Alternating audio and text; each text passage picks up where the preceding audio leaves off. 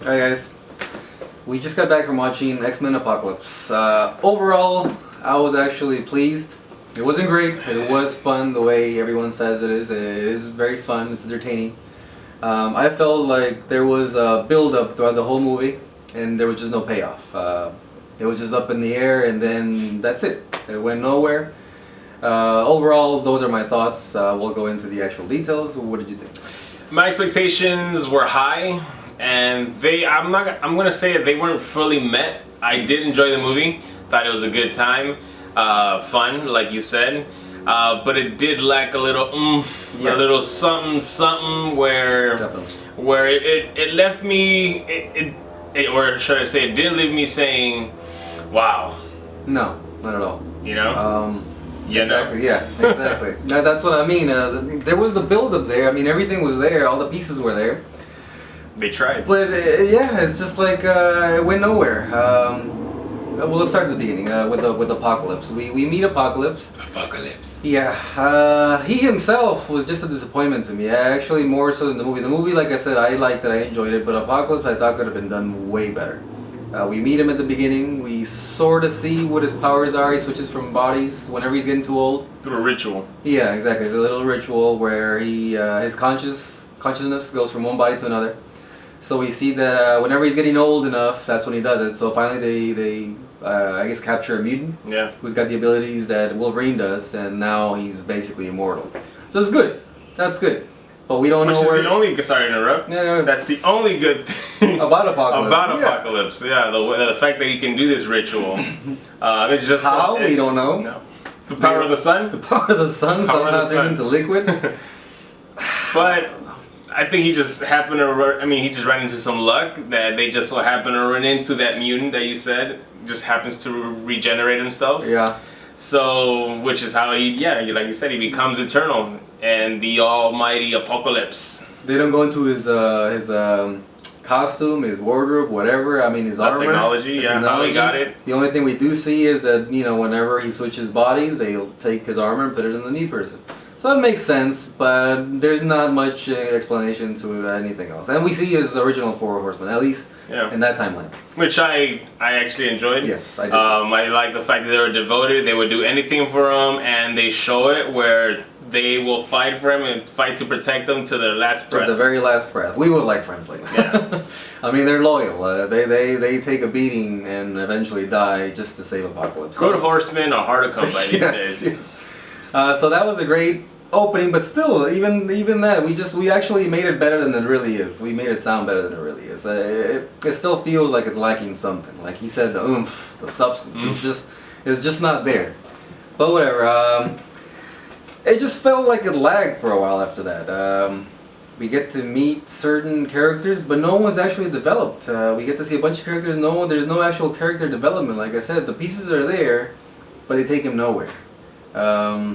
And by character development, we mean the new Four Horsemen, which is Psylocke. Well, not only that, Cyclops a little bit. They explain a little bit. Cyclops gets a little something, but that's because he's a good guy. Right. But yeah, okay, let's go with the new Four Horsemen. Yeah. You said Psylocke? We have Psylocke, Storm, which I'm still disappointed the fact that she is a horseman. I don't know why she's a horseman. Nowhere do they ever show that she was a horseman. Angel, I understand. Archangel, yeah. Exactly. Magneto, he's in a vulnerable place, which makes him a perfect target. They all are pretty much. Exactly, which is not something that I kind of liked. It didn't really have any reference to the first Horseman. The first Horsemen were devoted to him. These, it's like they were forced to follow him, like lost puppies, It would be like a gang these days. There's people who need something, need a mother, need a family, and they're easy pickings basically. Yeah. So praise on the weak. Yes, exactly. Storm, I did like. Again, they don't do much with the character, but I preferred this actress's performance over Halle Berry. Yeah. But still, I would have liked some backstory, something into her, because right after she's turned into a bad guy, that's it. She pretty much doesn't talk to none of the Four Horsemen do except Magneto. The rest of them just stay quiet. They have a couple lines. Because he's Magneto. Exactly. They have a couple lines, and that's it. After that, they're just one by one following Apocalypse. Magneto with the family. I'm glad you brought that up. I like the family situation. I was actually sad when they were taken from him. I was thinking, oh, no wonder. This makes sense for him to go back into a bad guy, but still, I think it was just thrown in there for the plot. And for a second, I thought that the little girl was the Scarlet Witch. Scarlet Witch, yeah. But once again, No. total letdown. With hilarious. I don't understand how she and Quicksilver have both been introduced in the Avengers, you know, in that side of the universe, but yet when it comes to X-Men, we only get Quicksilver, which I don't mind. I love Quicksilver. I mean, we'll talk about Quicksilver a little later. Mm-hmm. But I mean, I wouldn't mind seeing signs or some like a little something of Scarlet Witch. Well, we saw his sister in Days of Future Past, but she was a younger sister, and they're supposed to be twins, so it doesn't make any sense. What's going on? Oh, okay. So, Angel and Nightcrawler, that we introduced to them after Storm, I believe, or right before Storm. Yeah. They're fighting each other. And this is where Katniss, by the way, she's not Katniss, I was wrong in our last video about Katniss. But basically she's taking it up against herself to save as many mutants as possible. Free them, yeah. Free them. So that's her role in this movie, and that's where we meet our Angel and Nightcrawler. I like them both. But again, we don't really know much about them, and now it leaves me with questions, which is, in the older X-Men movies, especially X-Men United, we are introduced to Nightcrawler and no one knows who he is. But in this movie, everybody gets to meet him. So how did they not? I mean, I don't know. Did they all get amnesia somewhere along the way? Did Professor X have something to do with his little? Yeah, I don't know. Did he take their memories from them too? So this is how I left the theater, thinking, okay, so what? Yes, plenty of questions. A lot of questions. Something's a little fishy. A lot of questions. Apocalypse. Did I say how I was disappointed by Apocalypse? If he didn't, he's going to reiterate the fact that he was disappointed. We were all disappointed. Yeah, the movie wasn't a letdown, but he was. I thought Sebastian Shaw was a much bigger threat than Apocalypse. I was just bored by Apocalypse every time he was on scene. I thought I was going to be like, oh my god, here he is, back again, let me see what he's going to do now. But no, every single time, he just got more and more boring, in my opinion. So he kept preaching the same thing over and over. And then his voice didn't do it for me. In the trailers I was thinking, okay, that makes sense. He seems a little creepy. But in this thing, no, I was just like, no. It's just like, come on, guy, alright, we get it. You want to take over the world, come on, let's get to it. Come on. Seriously. I mean, it's been like 2 hours and you're still fucking talking. The same thing over and over. So, yeah, he was a disappointment. He was a total letdown. Let me see, what else? The only other thing that they kind of do show about Apocalypse is that he is able to bring out the better in you, or your inner strength, your inner potential. Yeah. So you go from regular to Super Saiyan by a single touch of Apocalypse. Which is very apparent when it comes to Angel, because you can see it, and Magneto, because you can also see it as powers grow beyond anything we've seen before. But Storm, she gets white hair. Yeah. Okay. She could have done that herself. Some dye, some bleach.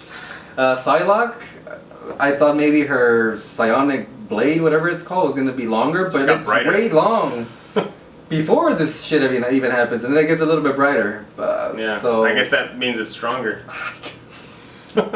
Who knows?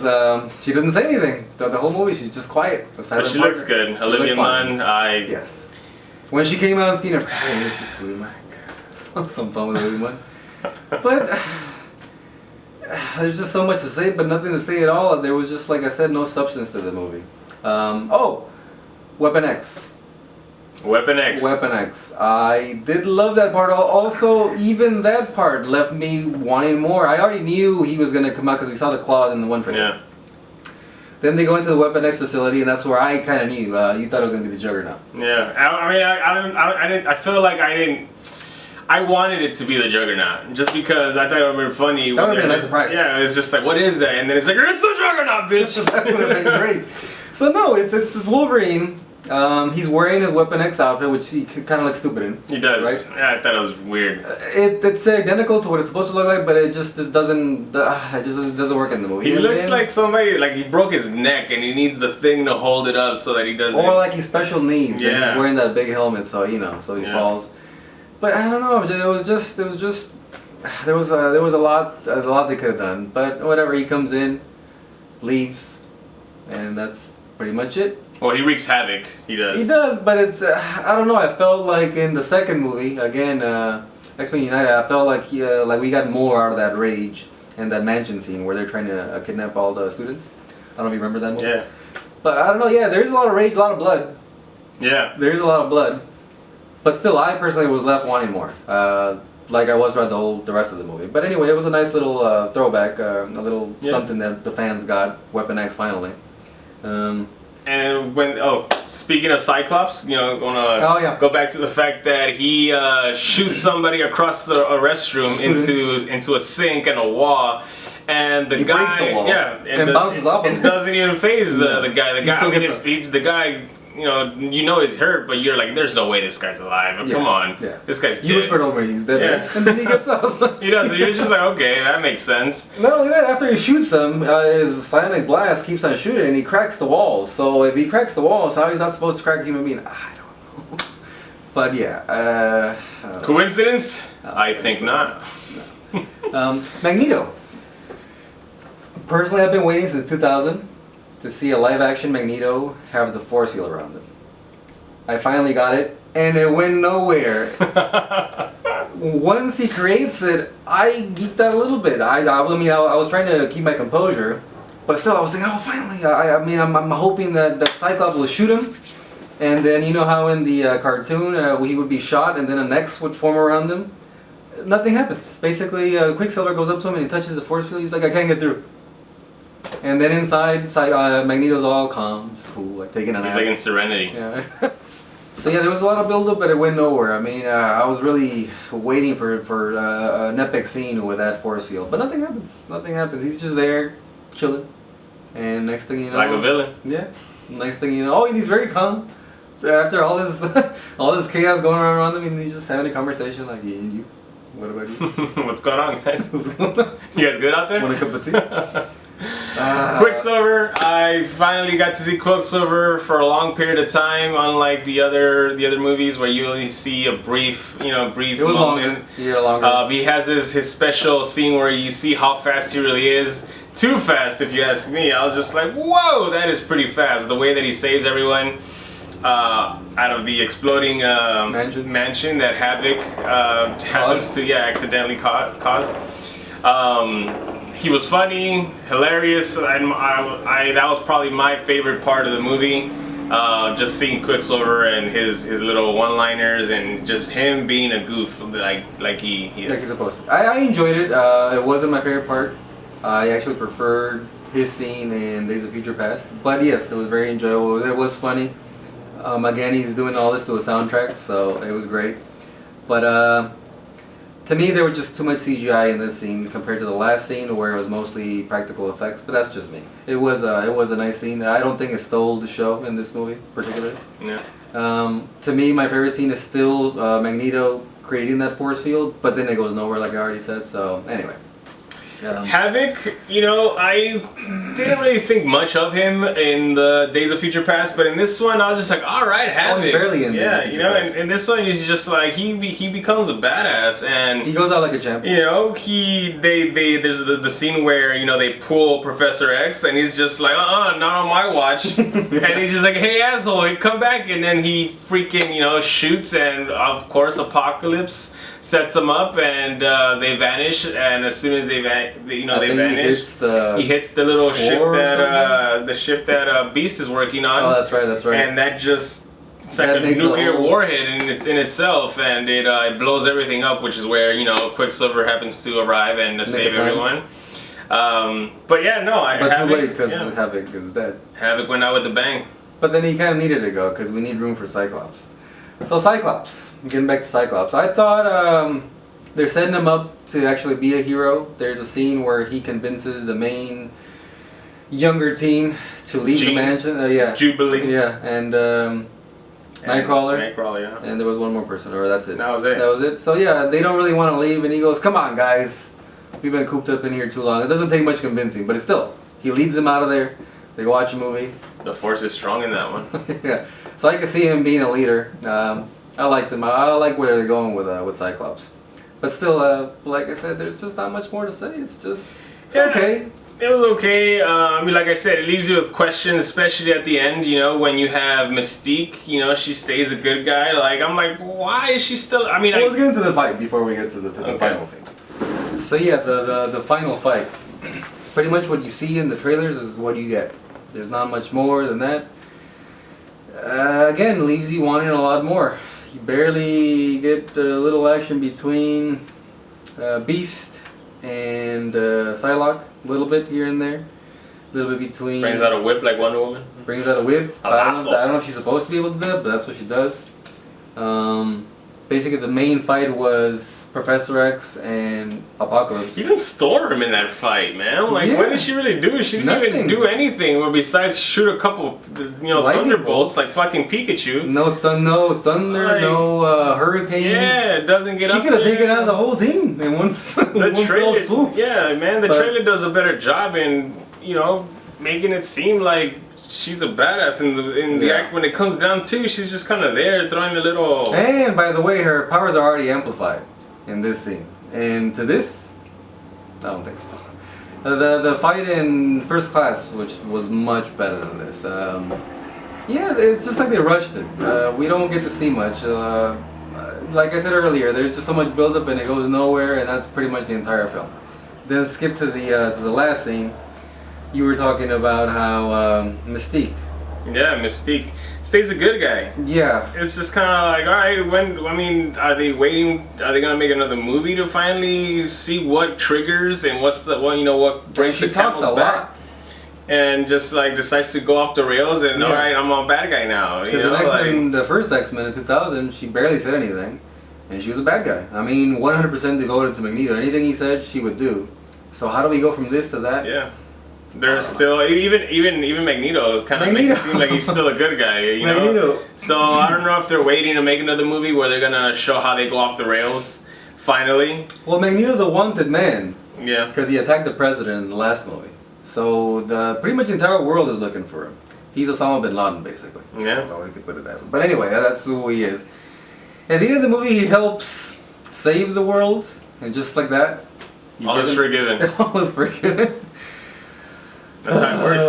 I guess that's how it works in TV land, movie land. I don't know. So basically, it wasn't bad. Quicksilver, he stays. He's He's an a part of the X-Men. He's an X-Men. X-Men. I'm just like, all right. So who's gonna take him out? He's so fast. Oh, there's okay. Sorry. Quicksilver goes up against Apocalypse. I was Light thinking, bulb. how are they gonna do that? Because he's supposed to be all powerful. So sure enough, it looks pretty funny. I'm thinking, okay, they're making Apocalypse look ridiculous. All right, fine. He already looks ridiculous anyway. And then there's a scene when Apocalypse looks at him going super fast. I don't know how that happens because he's going super fast. But his eyes are faster than I don't know how that works. Apocalypse. And he's able to somehow he can manipulate sand and rubble. Matter. Matter, I guess. Well, Itself. no, it looks like just sand, pretty much. So he's able to make the sand come up from the ground and grab one of his feet, Quicksilver, and he stops. So I'm thinking if he's going that fast and he grabs his foot, all of a sudden it should break off or something, but it doesn't. It just stops. And then he walks up to him and breaks the other leg. It's because he's a mutant. It's I the don't only know. logical explanation, people. It's just so dumb. It's just so dumb. It's a movie. So anyway, basically it's watchable. If I were going with some friends and they're gonna pay for me, I would watch it again. Yeah. But wait, there's more. Final thing. Okay. Moira McTaggart gets her memories back at the end. Right. Professor X decides to so graciously give her back her memories. As she's on top of him, already crying. Yeah. Before everything. We both expected what? If anyone, I mean, not if anyone, if all women could react the way that Moira McTaggart reacted to anything, We'd all be happier. yeah. We'd all be happier, man. And so basically she gets her memories back, and you're just looking at her, and she's crying, and you're just waiting for a slap. You're just like, oh, he's about to get slap the shit, slapped yeah. because he robbed her. She feels violated. She got married, had kids, Yeah. lost a husband, and never even remembered what she went This through. could have all been avoided. Yeah. So she gets her memories back all in one single. And for a brief second, you're just like, oh, here it comes. He's gonna Wait get for it. it. He's gonna get it. No. She's nice about it. She cries about it. And I guess they fall in love. Take notes, women. Take notes. Be like Moira McTaggart. Be like Moira. Don't be an apocalypse. Anyway, we hope that you're still with us. Believe me, if this was difficult to watch, so was Apocalypse. Maybe it's because Civil War was just too good. Do you think? Civil War was amazing. So now we expect better than Civil War? I don't think so. I think this movie just is not as good as it was supposed to be. And now I understand that they're going to make a new one, another X-Men. I think one last one with Bryan Singer, and he's supposed to have the original cast back. I wouldn't mind seeing that. I would hope that they do and they went out with a bang. Because this was not a bang. This was like one of those pop guns. There was no Hope Buster. No, no. I'll That's an inside joke. That's an inside joke. We'll get to that one. Maybe we'll put out the bloopers video of that. So anyway, basically, overall, it's watchable. I'll give it a C+. Yeah. C+.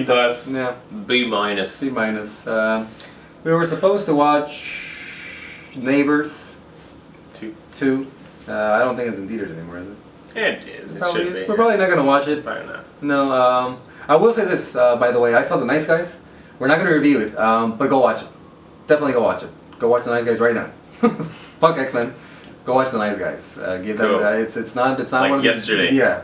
Like I don't like that it's a number 4 right now. It should be like number 1. The Nice Guys is great. It's an awesome movie. It's an actual movie, like a film. I mean, the kind of movie that gets me all horny. They still make those? Yeah. A noir. It's a noir. It's just great. It's great. Go watch it. So that's it. Thanks for watching. And see you next time. Click, subscribe, tell your friends about us. Of course. I mean What it. are we gonna watch next? Warcraft. Warcraft. Warcraft. Warcraft. Stay tuned. All right. See you guys.